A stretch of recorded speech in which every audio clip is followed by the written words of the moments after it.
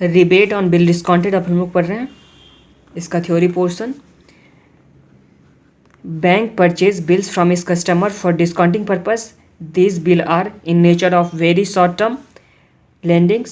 Following journal entries are generalized on bill purchased. तो सबसे पहले बिल परचेज के लिए क्या जर्नल एंट्री होगा, तो bill purchase account and discounted account debit, ये हम लोग के लिए क्या हो जाता है, एसेट हो जाता है। तो ये डेबिट हो गया।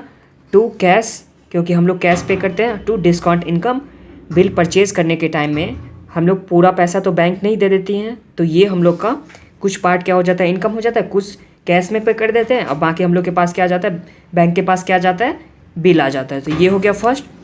अब सेकेंड, मैच्योरिटी के टाइम में, बिल के मैच्योरिटी के टाइम में हम लोग के पास पैसा आ जाएगा, तो बैंक या cash account debit to bill purchase and discounted, ये हम लोग कैंसिल कर देंगे। आगे रिबेट ऑन बिल डिस्काउंटेड, अगर ओपनिंग बैलेंस होता है, रिबेट ऑन बिल डिस्काउंटेड अगर ओपनिंग बैलेंस होता है तो हम लोग क्या करते हैं, उसको इनकम में ट्रांसफ़र करते हैं। तो इस टाइम में क्या जनरल एंट्री हो जाएगा, तो rebate on bill discounted debit to discount income, ये हम लोग का जनरल एंट्री बन जाएगा। रिबेट ऑन बिल डिस्काउंटेड अगर ओपनिंग बैलेंस होता है तो हम लोग क्या करते हैं, उसको इनकम में ट्रांसफ़र करते हैं। तो इनकम में ट्रांसफ़र करने का तो टू इनकम अकाउंट हो जाएगा और डेबिट क्या हो जाएगा, रिबेट ऑन बिल डिस्काउंटेड, ये हो गया।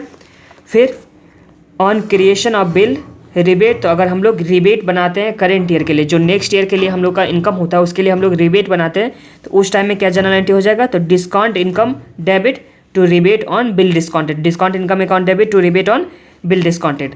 फिर लास्ट में हम लोग ट्रांसफ़र करते हैं प्रॉफिट एंड लॉस अकाउंट में, लास्ट में हम लोग प्रॉफिट एंड लॉस अकाउंट में ट्रांसफ़र करते हैं। तो प्रॉफिट एंड लॉस अकाउंट में अगर ट्रांसफ़र करते हैं तो उस टाइम में क्या होता है, general entry discount account debit to profit and loss account, discount को हम लोग डेबिट कर देते हैं to profit and loss account कर देते हैं। ये कहाँ पे जाता है, शेड्यूल नंबर 13 में जाता है। तो ये आप लोग को समझ में आ गया। अब देखिए इसका लेजर अकाउंट देखिए, रिबेट ऑन बिल डिस्काउंटेड, सबसे पहले ओपनिंग बैलेंस आ जाएगा, फिर करेंट ईयर में हम लोग क्रिएट किए होंगे तो वो आ जाएगा, फिर जो ओपनिंग बैलेंस का होता है उसको हम लोग ट्रांसफ़र कर देते हैं इनकम में, तो वो आ गया, और फिर बचा हुआ क्या आ जाएगा, बैलेंस CD।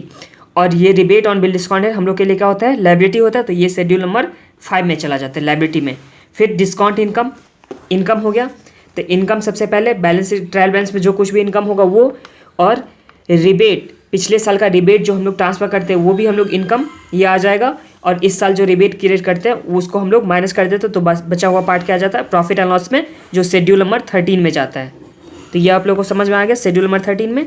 फिर प्रॉफिट एंड लॉस अकाउंट में इंटरेस्ट अर्न आता है शेड्यूल नंबर 13 में, और बैलेंस शीट में अदर लायबिलिटी में हम लोग का रिबेट जाता है, और एडवांसेस पे क्या जाता है, बिल जाता है। बिल हम लोग के लिए एसेट होता है तो इसलिए एडवांसेस में जाता है बिल। तो ये आप लोग को समझ में आ गया।